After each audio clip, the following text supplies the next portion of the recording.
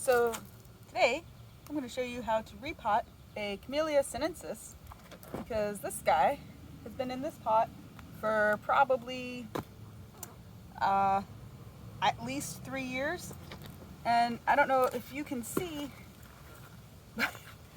but I'm a little scared to open this up. So I've realized today that it's been a little while since I repotted her. She's got some buds, some little flower buds and things, so I'm not, like, it's a healthy plant.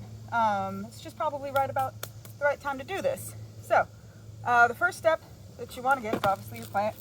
I got some container mix from Lowe's, and then I have, this is probably a 2-gallon, maybe 3-gallon pot, and then this is easily a 5-gallon container.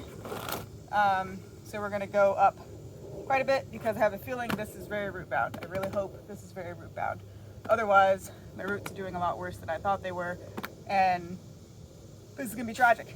But let's see what we see. The container mix that I got for my Camellia sinensis is this Miracle Grow Performance Organics container mix, and it's playing coming. Hopefully you can still hear me. The main reason I got this is because it has, you should always look at the ingredients. Just wait for that to go. So it has, you can see the ingredients here, nitrogen, water soluble nitrogen, phosphate, and potash, and it's at a good ratio, 0.19, 0.03, and 0.03. For camellias, they like that ratio or thereabouts. And then they do list the ingredients here: sphagnum, peat moss, processed forest products, perlite, compost, fertilizer, and yucca, which is great. And then they mention down at the bottom that compost is derived from feather meal, soybean meal, bone meal, and sulfate, which is really good stuff for camellias. So I was really happy to find this at Lowe's, of all places. So the first thing I'm going to do is rinse the container that I'm going to put her in, because this used to have a red bud in it, and I haven't rinsed it since then. So I'm just going to rinse it out real fast.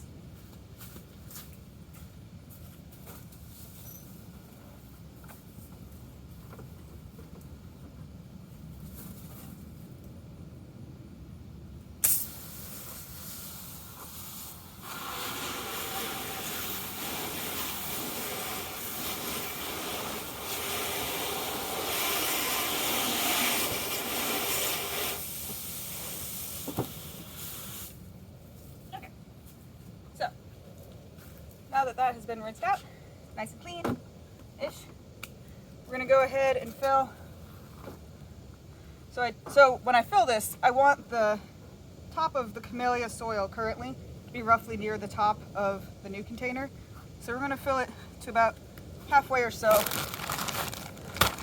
in the new container. And I rinsed, you may have noticed, I don't know if you saw in the video, I rinsed the outside of the pot too. It's because this soil has been sitting in the sun. I'm an idiot, and it's pretty toasty, so I don't want to shock my camellia plant. Okay, so now what I like to do is really kind of fluff it down, and then I will water this down first before I put my camellia in there.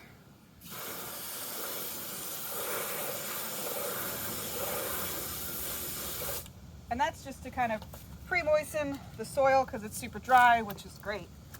You want really dry potting soil. That was way lighter than they usually are.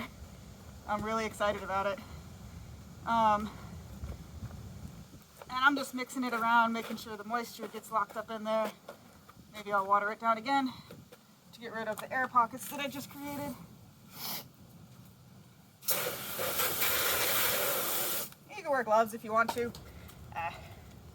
That's the mark of a gardener to me, that dirt on your hands. Alright, so to loosen up a pot, to get a plant out of it, I always knock it on the sides a few times so that the roots, if they're stuck in there, kind of loosen up a little and aren't damaged when we take her out. And then I will go ahead and just flip her over my new container so we're not wasting any soil. was, she's heavy. Okay. Okay, so, wow. So, if you could see, this depth is a lot shallower than the actual container. And to be fair, the top of the plant was only maybe about halfway down in there, but this has been due, oh, I'm sorry, for probably at least a year. Oh, it's a grub, get that out of there. Gross. All right, so I'm just loosening the top of the roots so that instead of continuing to grow compact like this, they will be more encouraged to keep growing downwards and make more roots. You just want to do this gently. You can break a few of them. It's not going to be a big deal. But the fewer you break, you know, the better.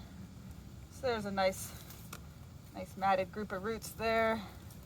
See if we can get into that next bit. I'm a little concerned that there aren't many on the sides. Maybe it's not as bad as I thought it was. But either way, she's going to be real happy in her new home. So you just want to be careful, whoops, when you're setting it in there. Wow. And then I usually will just kind of hand measure to see that she's roughly center. She ironically is. Usually I don't get it the first round. Okay, so now just filling around.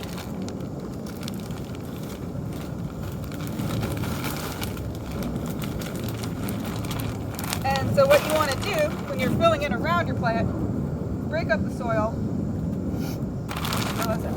Right in front of the thing.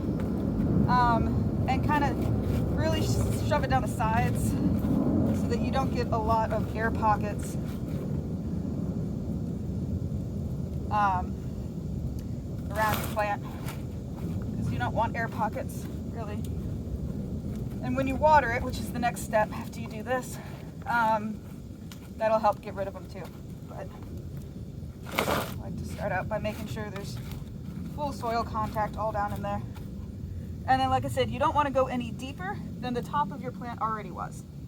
Otherwise, that will encourage stem rot, things like that. I usually will actually even just pull away the soil a little bit. I know I dumped some on her. Until I feel like I'm pulling it off the initial little root structures. Okay, that's probably good. I like to still leave the plant kind of up on its own island in the middle. I'll grab the phone in a minute and show you what that looks like. Just for ease of watering, just so water doesn't pond around the stem, it runs off of it to the outer roots.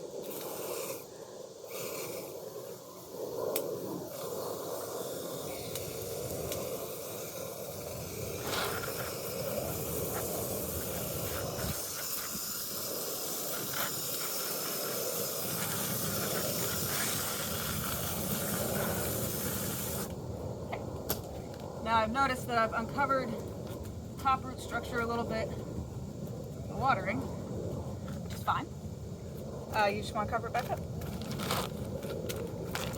So I'm not going to reach in because my hands are really wet now. And ideally, if your soil's already dry, you want to keep it dry as you can. So we're just going to dump a little bit in there kind of blindly. Whatever. And then, where are my spruce? They're there.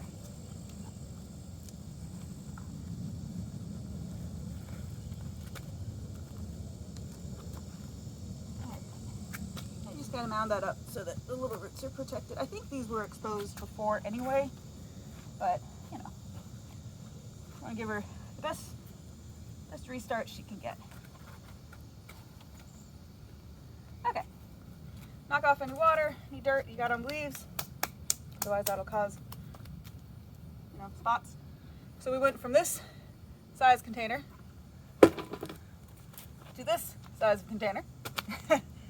And I'll show you. Come on with me.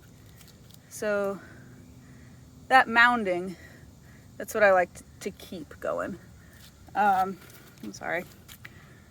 So You just want to make sure it's lower in the moat, higher up at the stem. Lower in the moat, higher at the stem.